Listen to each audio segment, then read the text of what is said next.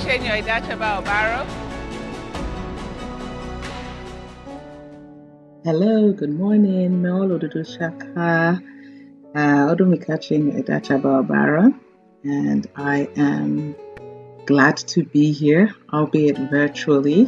My sincere apologies. I'm not, streaming live. I had mentioned to my dear brother and convener of this event that I actually had another engagement and unfortunately would not be able to do this live. So we agreed that I'll do this recording, and here I am. So first and foremost, I just want to say a very big congratulations on the 2022 Omagala Oshe Summit. And I trust that so far, you've had some very good discussions. Now, I have been given a 15-minute slot to talk about entrepreneurship. And the truth of the matter is I really cannot do justice to this topic in 15 minutes. I'll try just to give a few of the highlights based on my journey as an entrepreneur.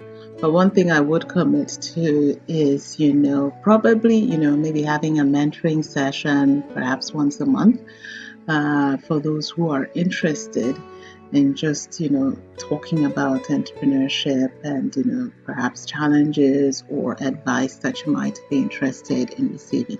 So I'm going to have my brother Achenyo organize that for those who are interested, and we'll come up with a date that, works for all parties.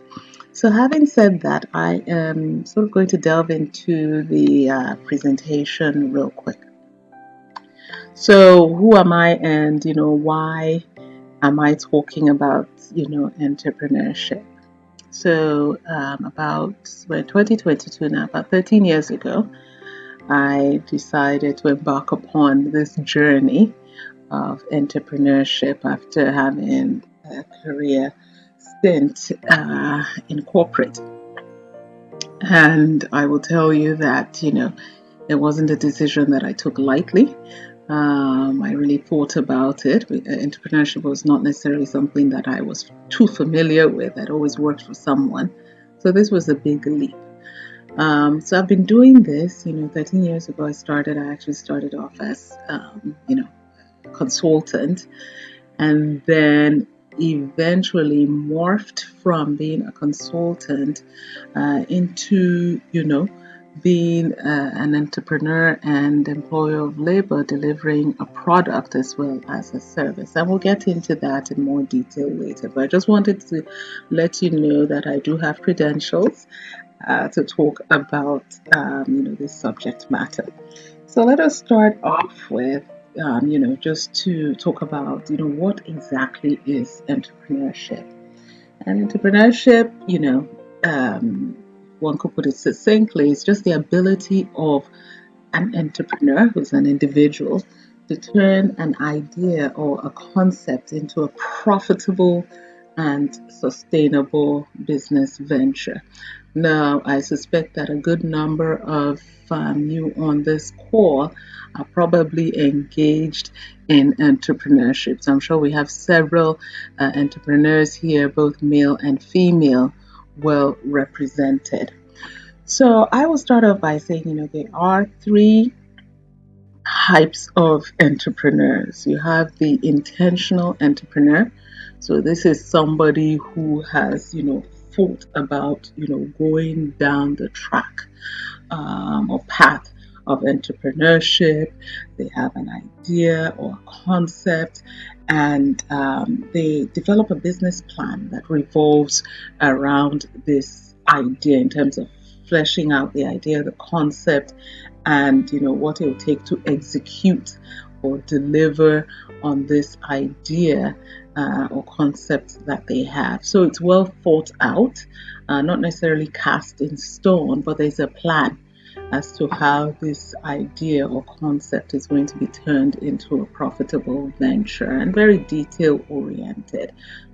And then there's the conditional entrepreneur, and I would dare to say that a good number of entrepreneurs in Nigeria today, especially the youth, are conditional entrepreneurs. So the Nigerian condition has forced a good number of people to go down the entrepreneurship route simply because there aren't enough jobs or paid employment out there for people to get or to have. So you're forced into looking at opportunities where you can make money for yourself. So those are the conditional entrepreneurs. Left to them, if they had a paid job or if they had paid employment somewhere, they would rather go down that route. But because it's not available, they end up, being an entrepreneur based on the conditions that they found themselves in. And then you have, the accidental entrepreneurs who sort of stumbled upon an opportunity. They weren't looking to be entrepreneurs, but simply stumbled upon it because an opportunity presented itself. And they happened to be somewhat prepared to recognize that opportunity when the opportunity presented itself to them. And as a result of that opportunity, found themselves, in the entrepreneur role. So three types: intentional, conditional, accidental. If I look at myself, I would say I was an intentional entrepreneur. So I had an idea and I went about, looking for ways to execute that idea, identifying resources and doing research concerning the idea and the concept that I had. So I was very deliberate, I was very intentional about it, and, took, baby steps or incremental steps that have led me to where I am today. Now, there are different types of businesses out there. You can either make or create a product and then sell it, or you could create a service or and then market that service. So examples would be in manufacturing. I happen to be in the creative manufacturing sector. It could be agriculture, it could be consulting. Though that's making and selling of a product or service.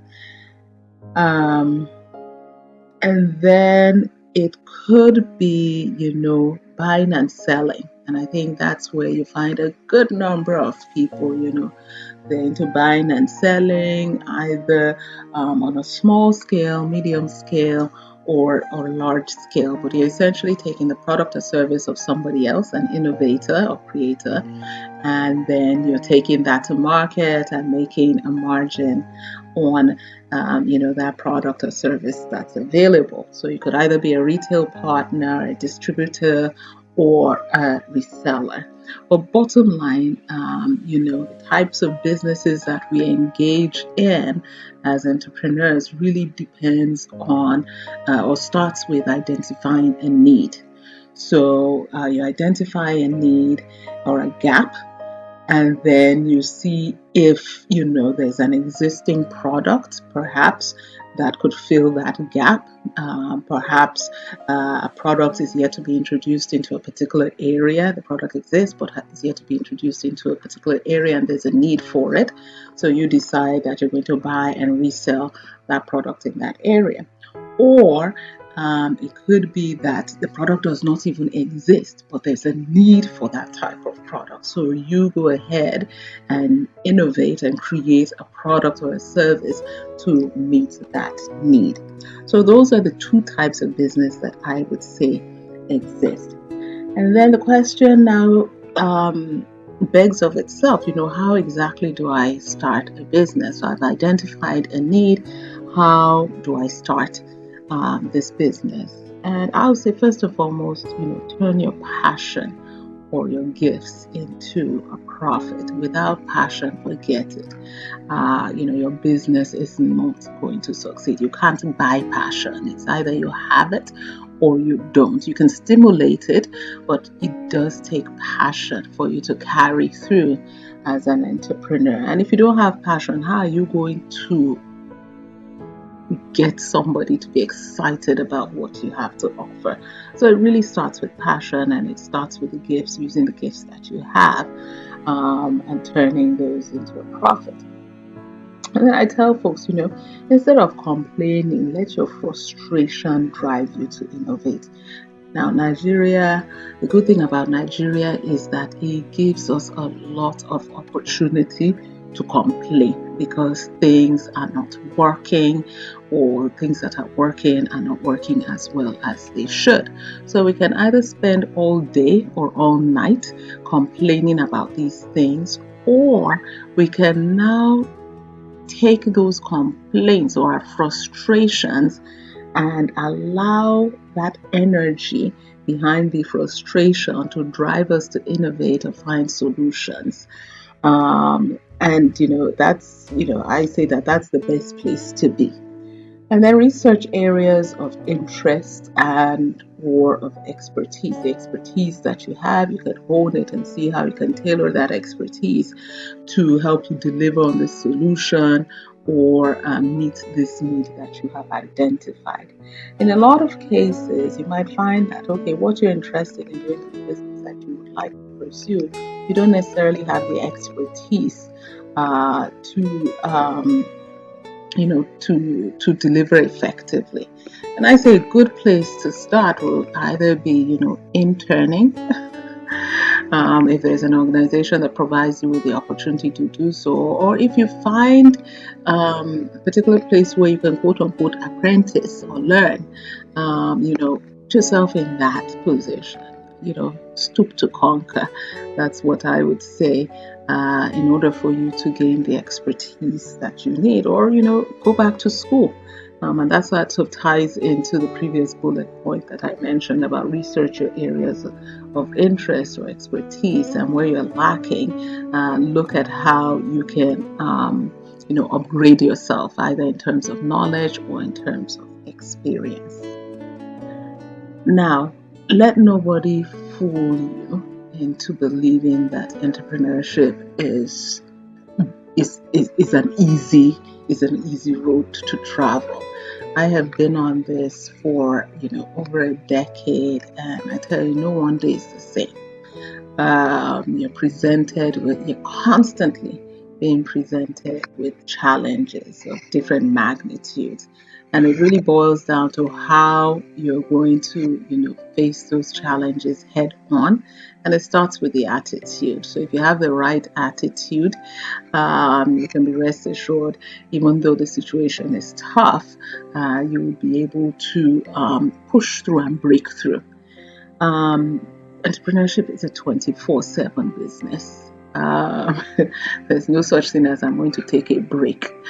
You can't. So it's 24/7, and you have to face it with tenacity and determination and grit. It's your business, it's your business idea, and you have just got to make it work. And give it all that you have, and it is way above 100%. So let nobody kid you into thinking you can do it quickly or it would happen quickly. If you find such a person, ask them to prove it to you as to how they have made it happen for themselves. Another reality of entrepreneurship is that good employees are not easy to find. They're hard to find. And if you do find good employees, make sure that you treat them well, you treat them fair, and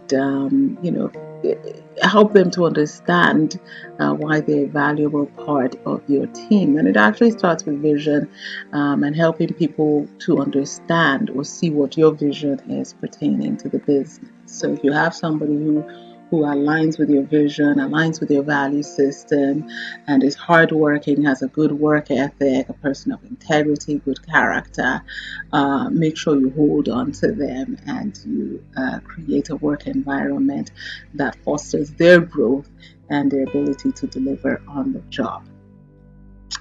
Capital, I would say, is not the major issue for most businesses, because you could have capital and not know how to deploy it effectively or efficiently in your business. So capital is really not the major issue. I would say it is understanding how to run a business and make it work.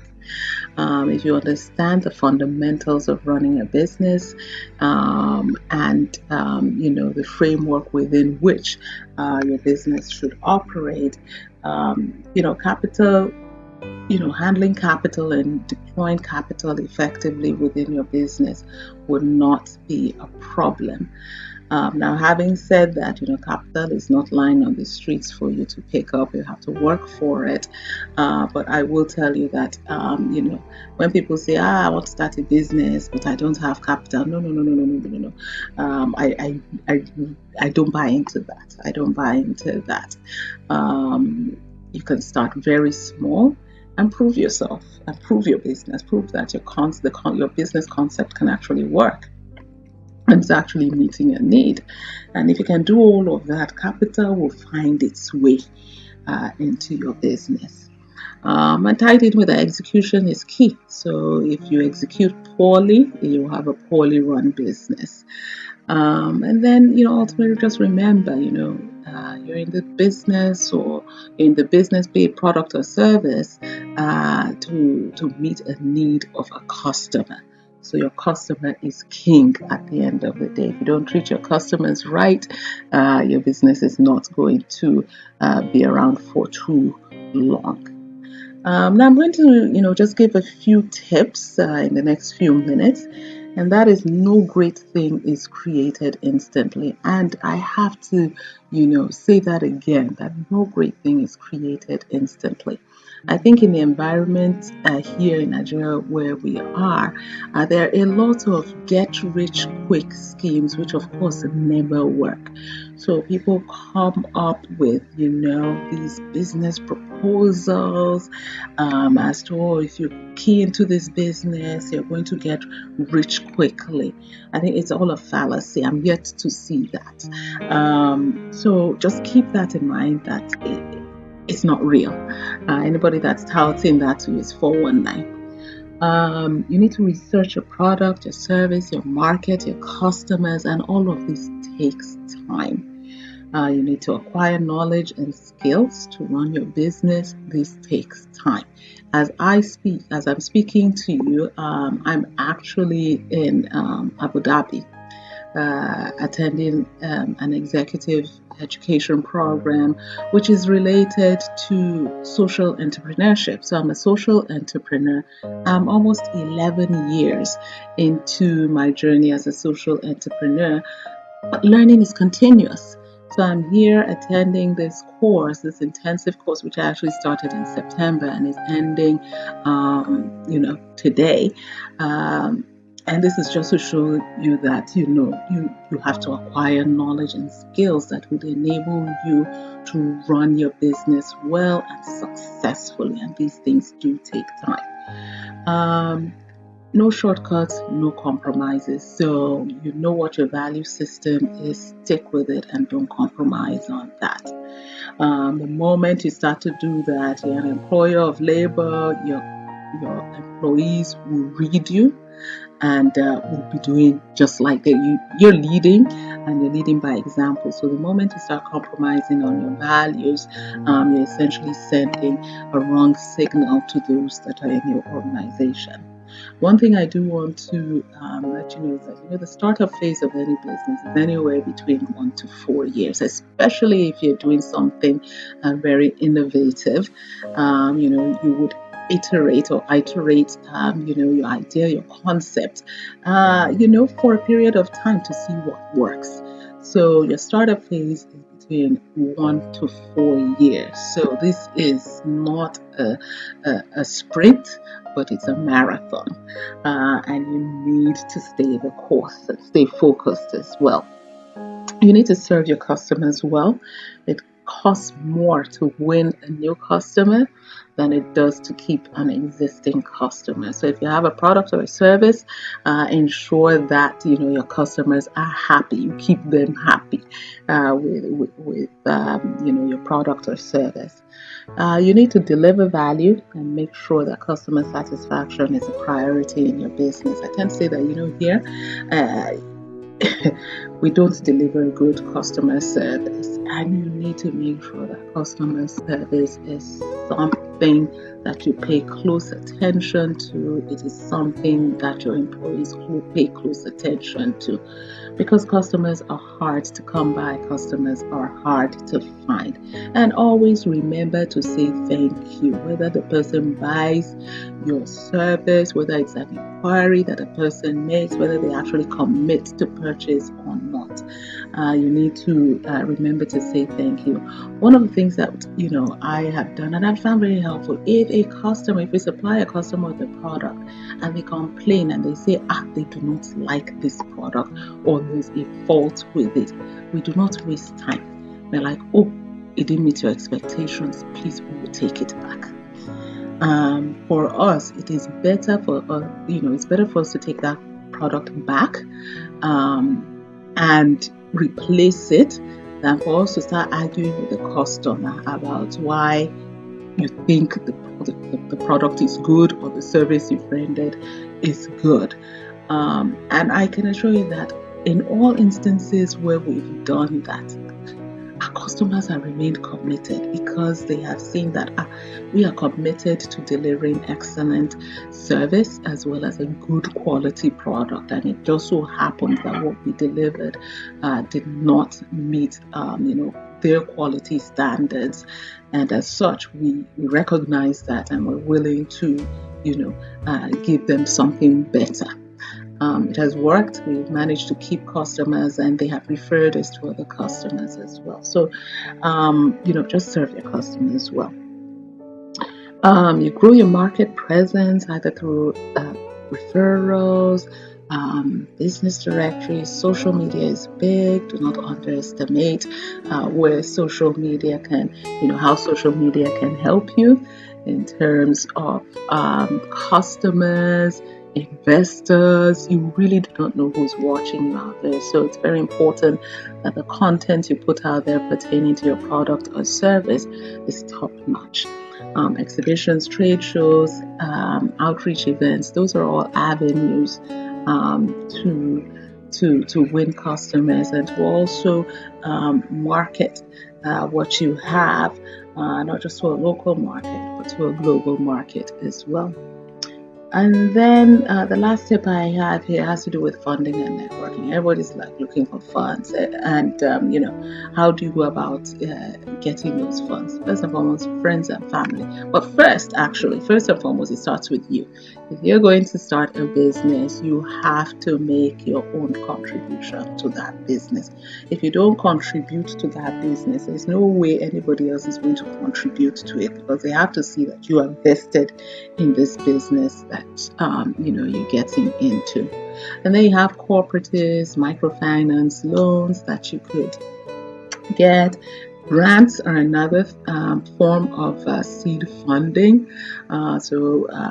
Just look out there for the opportunities for winning, for applying for grants and winning grants. Earlier on, when I started my business, I was just very fortunate to get a few grants as a result of participating in various business plan competitions. And in fact, my participation in this executive program that I'm in at the moment was as a result of a business plan competition that I won in 2014. So in winning that competition, I became part of a community. It's actually the Cartier Women's Initiative community. And they are vested in me as well as the other fellows. And here we are, we're celebrating their 15th year. They brought all the fellows from all around the world to Dubai. And then there's a handful of us, about 40 or so, that are participating in this executive education program. And it all started with my applying for a grant. And let me point out with this particular grant, the first time I applied, I didn't get it. But you've heard the saying, if at first you don't succeed, try again. So I tried a second time, and the rest, like they say, is history. I won the award. So there are lots of business plan competitions out there. Let Google work for you in terms of unearthing opportunities for business grants. Other opportunities are through trade associations, chambers of commerce, interest groups. I belong to a group called WIMBIS, Women in Management, Business and Public Policy. And I kid you not, that was one of the best networks and still is, that I became a part of, because they essentially amplified what I was doing in terms of referrals, in terms of opportunities. This particular organization afforded me such because they really believed in what I was doing. Now, I have gone over, so please just pardon me because once I get talking, finally I'll say, choose to see opportunities, not problems. As an entrepreneur, you have lots of opportunities which present themselves as problems, but you need to flip it in order for it to work for you. You need to think differently. I, strongly believe that, as an entrepreneur, if you're going into a business, you have to stand out from everyone else. Don't, if you're going to go into what other people are doing, just make sure you have something unique that you are bringing to the table, which differentiates you. Because if there's nothing to differentiate you, the competition is going to be extremely fierce. So if you don't have an edge, you would be forever trying to fend off competition. And I just think there's just way too much energy spent in that kind of activity. So strive to be different, think different, continuously look for solutions, find solutions, and look for new solutions or improvements that will differentiate you, that will become your unique selling point. Also utilize what you have where you are. In my case, and the business that I'm doing, I simply looked at this particular raw material that is readily available. Why not use it? Why not utilize it? And such is the case for, I think, many of us. There are things that are around us that we can utilize and use for the benefit of starting a new business. And start small, but dream big. You don't dream big and start big. You dream big and you start small. And then as you start small, you would improve upon what you have, and then you start making these incremental changes as you go along the journey. And most importantly, stay focused. Our environment will present you with lots of opportunities to be distracted. And those distractions come in the form of people. And they also come in the form of just infrastructural deficits and what have you.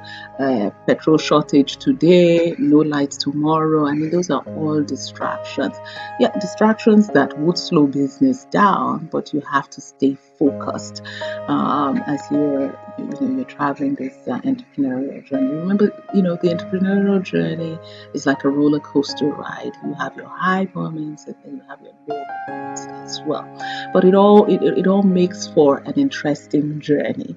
Okay, and always remember that in all of this, you also need to take time out for yourself in terms of self-care, in terms of refreshing. So make sure that you do not burn out on this journey. And that means, you take time out to refresh yourself. And then celebrate your milestones, big, small, and everything in between. Celebrate those accomplishments and the milestones that you achieve along the journey. Never give up. Today is hard. Tomorrow will be worse. But the day after tomorrow will be sunshine. And that's a quote by Jack Ma, who's the founder of the Alibaba Group. And lastly, I'm going to end with a quote that Maya Angelou gave. She said, "You can only truly become accomplished at something you love. Don't make money your goal. Instead, pursue the things you love doing, and then do them so well that people can't take their eyes off you." And I can testify that, that has essentially been the story of my journey. This month is Women's Month, and I had an extremely unique opportunity. And this last month, towards the end of January, when I got a call from Google saying that they wanted to feature me, during the International Women's Day event that they had. And I'm hoping that, that the summit that I don't know will be able to play this. Just a very short clip, but it's just to demonstrate that when you do stuff, when you do what you've been called to do well, you run your business well, and you're different, that people would look for you, they will seek you. I was sitting down in my room when I got the call from Google, which was a pleasant surprise. So with that, I'm just going to end. The journey of entrepreneurship is an exciting one, but it takes a lot of grit, determination, focus, discipline, integrity. These are all things that make for a successful business. And of course, you have to dare to be different. So with that, I wish you all a very successful summit, and look forward to hearing about how the deliberations went. And like I said, I would commit to spending time, maybe about an hour a month, to talk to any of you who are interested in learning more about things that worked for me or didn't work for me during the course of my journey. So Megba Chaka and Ago. Bye bye.